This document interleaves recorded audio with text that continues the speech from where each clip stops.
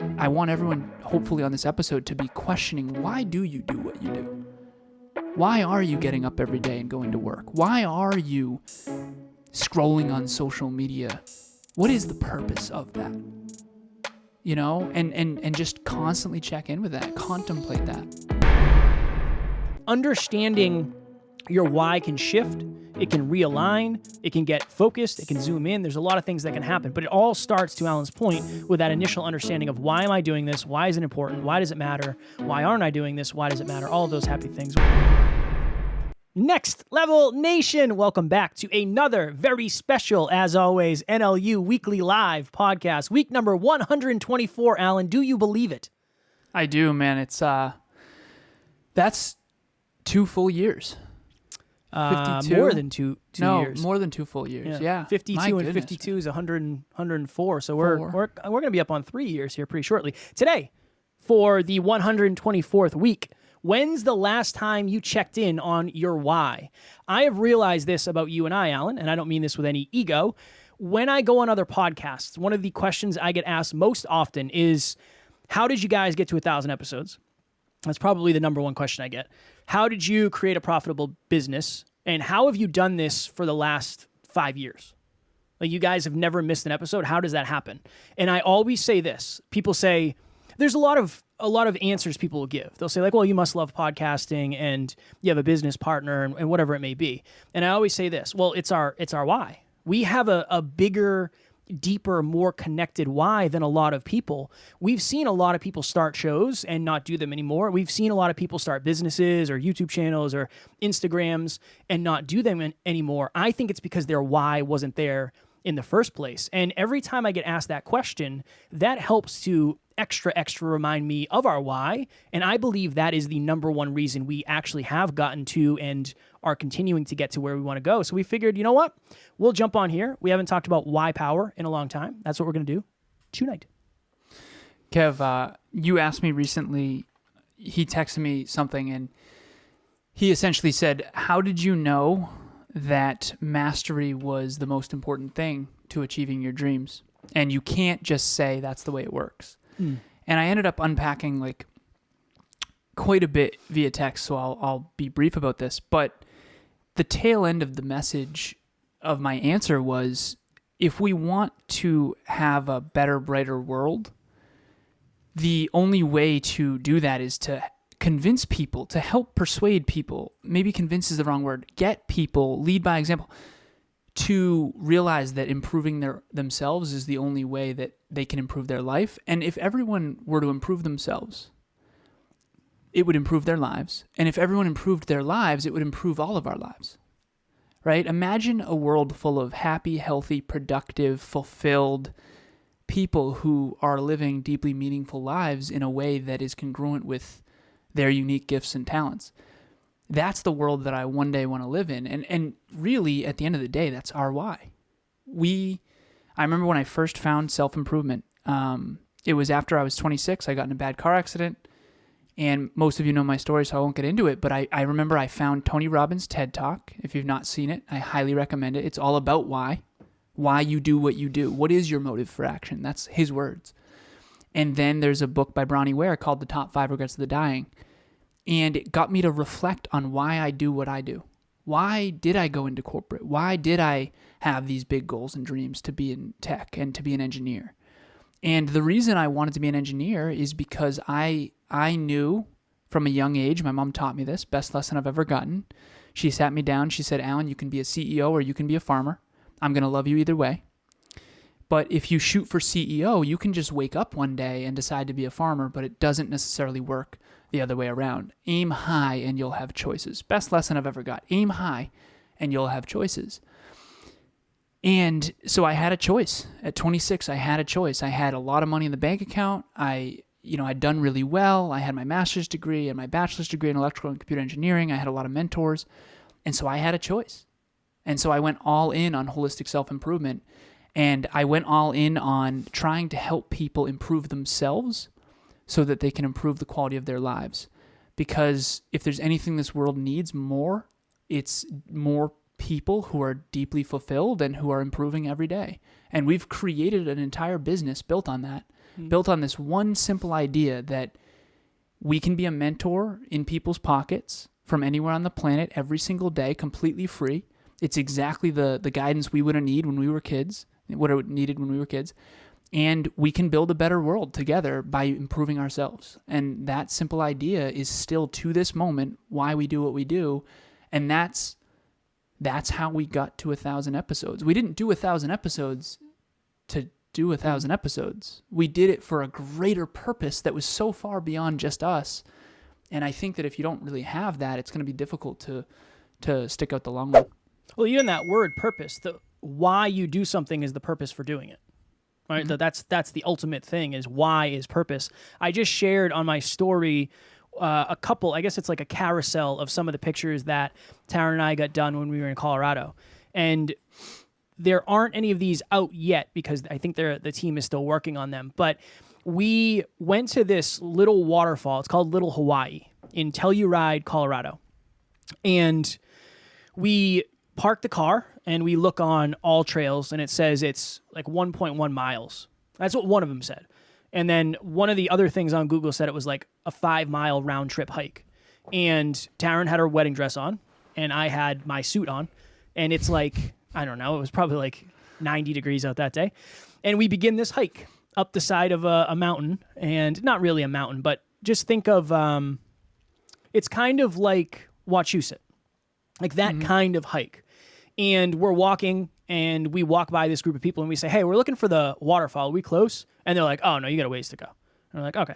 We walk by another group of people and we're like, hey, do you know where the waterfall is? Because the last people said we weren't even close and it's only supposed to be a mile in. And they're like, oh, it's way more than a mile, but you're closer than you think you are.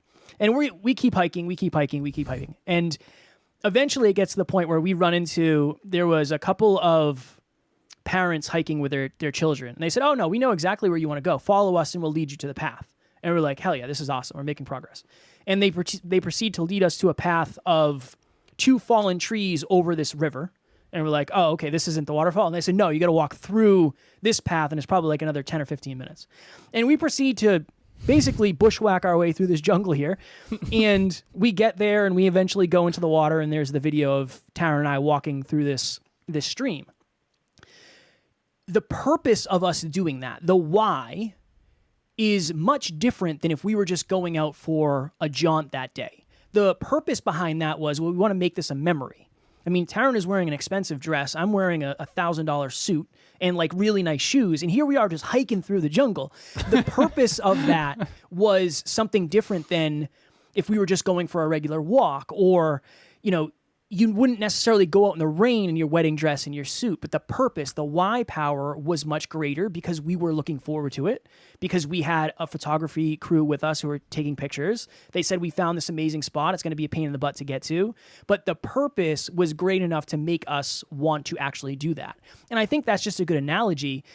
It doesn't always have to be, what is my why power for doing every single thing I do every day? Alan and I talk about that a lot. But you also have to think of the momentary whys, the momentary purposes that give you a little extra push.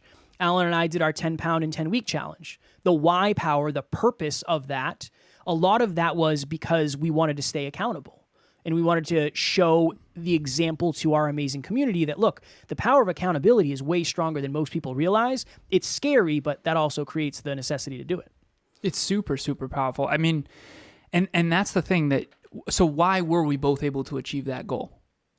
In theory, anyone could lose 10 pounds in 10 weeks, in theory. Pure fear. Yeah. Well, the thing is we didn't want to let our community down. We didn't want to let ourselves down. We didn't want to let our partners down. We told others that we were going to do this thing, and we did it for a deeper purpose than just losing 10 pounds. I think that maybe this is something that I've tapped into a lot ever since 26, but I feel like I always value our work way more than any like momentary thing.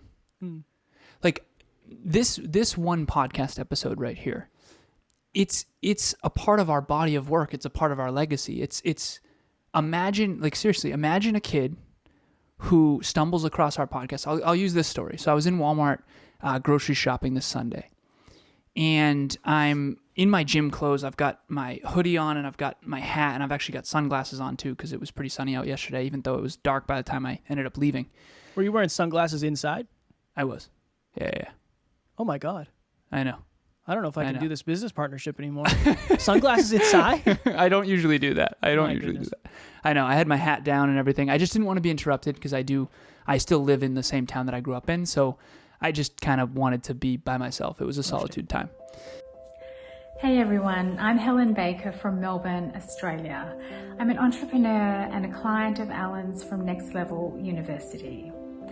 I've had many business coaches in the past, and I can honestly say that Alan is seriously next level, and excuse the pun, but he has this unique ability to help you find a solution to your business problems using his intellect and his business modeling and his genuine, heartfelt desire to help you achieve your goals.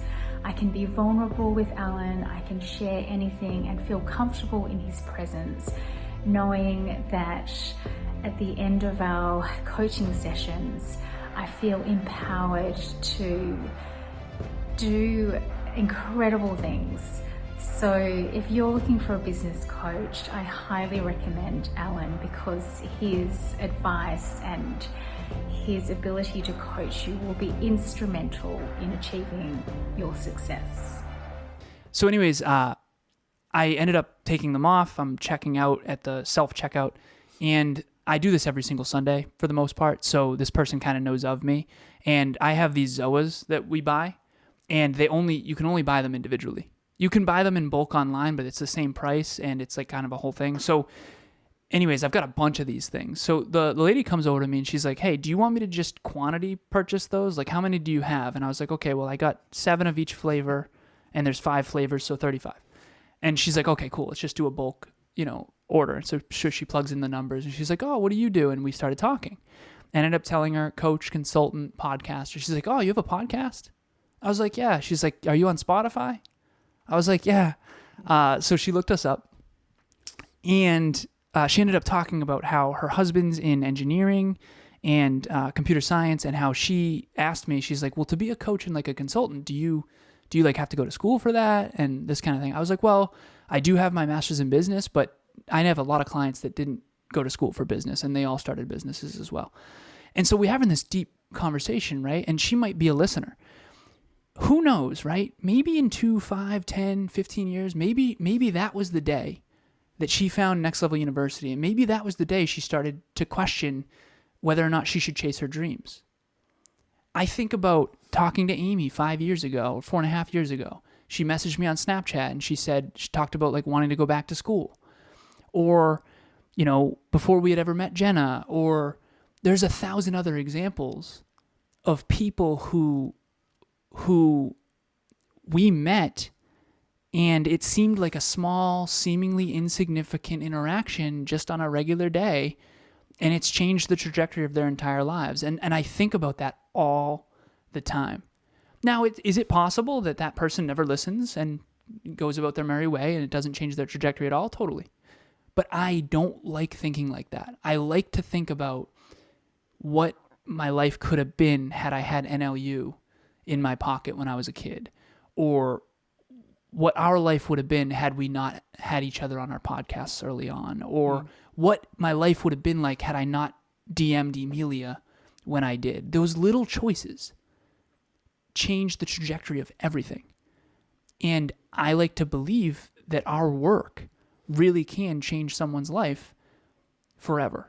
And I do believe that's true. No matter, it is true. And I think about that all the time. And so if anyone thinks that Kevin and I are very consistent or disciplined, it has a lot to do with the fact that we always keep that in the forefront of our mind. And I have a mission statement and a purpose prayer and most important objectives, and every team member has their most important objectives. And we have all these things about why we do what we do. We're very purpose-driven. But if you feel like you don't know your purpose, if you don't have clearly defined core aspirations and core values, start thinking about why that might be. And even just something as simple, Kev, as this past weekend we did book club, and Brene Brown talks about having your top 2 core values. And she has this list of 100 core values, and we all on book club talked about ours. And okay, well, fairness and compassion and virtue, and it was a really, really powerful look into like, why are we doing what we're doing? Why does integrity matter? Why, I think why is the most powerful question in the world. I always will. And I want everyone, hopefully on this episode, to be questioning, why do you do what you do? Why are you getting up every day and going to work? Why are you scrolling on social media? What is the purpose of that? And just constantly check in with that, contemplate that. Sometimes it's hard for me because people ask why, and I go through the story and say, Alan and I were both raised without fathers, and we believe at a deep level that if there was self-improvement around our lives, a lot of things would have gone differently. And it's interesting because people say, well, what's your favorite part? Like, what's your favorite part of what you do? And I always say it's the community. The messages we get are the most amazing things in the world. The fact that you can see somebody go from one place in their life to somewhere completely different in a matter of months, years, however long it takes for them. I said, that's the best part ever. And this person asked me a follow-up question. I don't remember what it was. And I said, well, I think they said, what's it like now? Like, what's your favorite part now? And I said, well, my favorite part's always the same. It's the same. I said, you have to understand, though, for the first 3 years, I couldn't pay my bills. The first 2.5 years. I said, one of my favorite parts now is it's actually sustainable. And I don't have days where I wake up and say, like, all right, how do I get through the end of the month? Because I told Alan, I used to tell Alan this all the time. My biggest fear is this going to come to a screeching halt one day. And it's going to be like, all right, well, this was a good run. And I'm very grateful for that. But the reason is Alan and I started this for passion and purpose, not for profitability.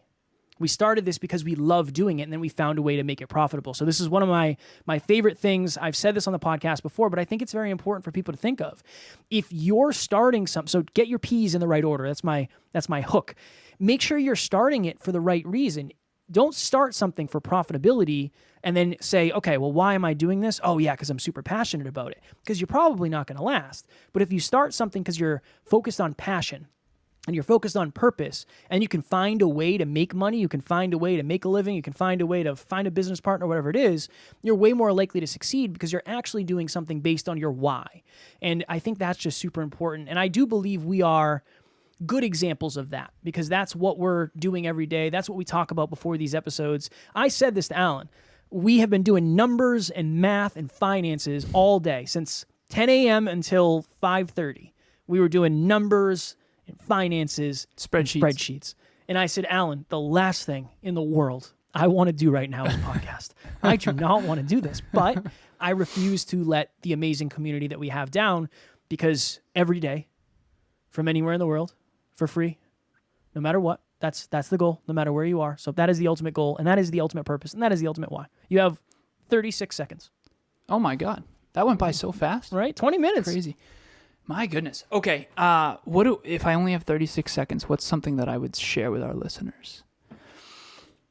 The only wrong, I remember people would ask me, like, I remember the very first question Kevin asked me on the Hyperconscious podcast. Oh, boy. It was the second episode, actually, not the first episode, second episode. You asked me about how does someone find their purpose? And I remember I gave you this Eulerian destiny, this Venn diagram, remember? 4 different circles, and we still have something called the True North questions. You know, what makes you emotional? What breaks your heart? Which is the same thing. What pisses you off? What frustrates you? It's essentially questions that help you learn about yourself, right? If someone, not recycling bothers you, then most likely it's part of your purpose to help the environment. If I'll give you another example. A lot of people are really, really angry about the way some people treat their animals. We have some people on the NLU team who want to have a dog shelter, and they can't stand the way animals get treated. It's like that is proof of your purpose. So 36 seconds really quickly. The only wrong answer when it comes to why, understanding the why and checking in on the why, is not to consistently ask the question. Some people know their why at a deeper level than others. I coach people all over the world. Some people know their why a lot deeper. And it's because they questioned it more and contemplated it more, and they honed in on it more. Kevin and I were talking earlier about a movie that I loved way back, and I found out at a deeper level why it was so important to me. And I didn't understand it back then. I never knew why The Lion King was such an important movie to me, but obviously Mufasa dies at the beginning. My father passed away when I was 2, right? And there's so many other parallels as well, stepfather, all that kind of stuff. So there's a deep reason why you do what you do. There's a deep reason why you don't follow through when you say you're gonna. There's a reason why, and if you don't know the reason, you can't change it. That's what the Hyperconscious podcast was born on. Change the way you think, change the way that you act, change the way you live.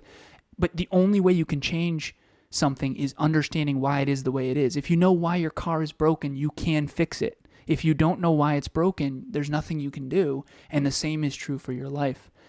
So hopefully that was helpful. You'll be out there Fred Flintstone in it if you can't fix your car. Been there. You've been there? No, but I think you have. I definitely have. Pretty close. Get that thing rolling down a hill and pray for the best. And last thing I'll say before we bring in Brandon for the 3 amigos, the 3 Jeffs, your why can deepen and it can also shift. Or it can get more specific. I think that's probably the best way to think about it. When we started, it was, well, we want to help people. Cool, awesome. That's a great place to start. That was our why. That was our purpose. But then it became something completely different, right? And then it was like a holistic. We want to help people holistically. For a while, we wanted to help specifically entrepreneurs. So we were talking about business and sales and that sort of thing. And we realized, you know what? That's not how we want to help. We want to help dream chasers. That's who we want to help. So understanding your why can shift. It can realign. It can get focused. It can zoom in. There's a lot of things that can happen. But it all starts, to Alan's point, with that initial understanding of why am I doing this? Why is it important? Why does it matter? Why aren't I doing this? Why does it matter? All of those happy things. Next level, nation. Imagine this. You and 9 other people who are super focused on growth. They're dream chasers, and they want to get to the next level of their lives. Every other week with Alan, myself, behind the scenes, peak performance tracking. We have a workbook. There's a WhatsApp group. Next level group coaching. Round number 8 starts October 4th. We would love to have you. I think we already have, 3 or 4 spots filled, but we are taking 10, and once 10 hits, that is it. We will not take any more, so we would love to have you there. If you have been waiting, now is the time, and you can celebrate Halloween with Jeff and Jeff. I'll dress up as something if we do a call on Halloween. Sounds good. I just created a new framework. It's called Quantum Goal Setting, and Kevin and I just fleshed out some stuff before this, and it's got 7 layers, and the first one's character, the second one is your inner circle, then you've got mastery goals, which is what skills you need to develop, and essentially what I've figured out from coaching so many different people, different backgrounds, different cultures, different countries, is that one of the reasons we're not achieving the results we want is because we don't understand that the other goals underneath it. So imagine you want a results goal, but you don't have any character goals that align with it. You don't have any inner circle goals that align with it. You don't have any mentor goals that align with it. You don't have any process goals or contribution goals or mastery goals that align with it. We want these results out here, but we don't understand the depths and the layers required in order to achieve those things. And so if you do want help with that and you're curious about that framework, maybe you have results goals, but you don't have the other goals that align with it, jump on the phone with me. Brandon put a link in the comments, and Ron will put a link in the show notes, and it'll be a free 30-minute session. I'm not going to sell you anything. I'm just going to help you achieve your goals.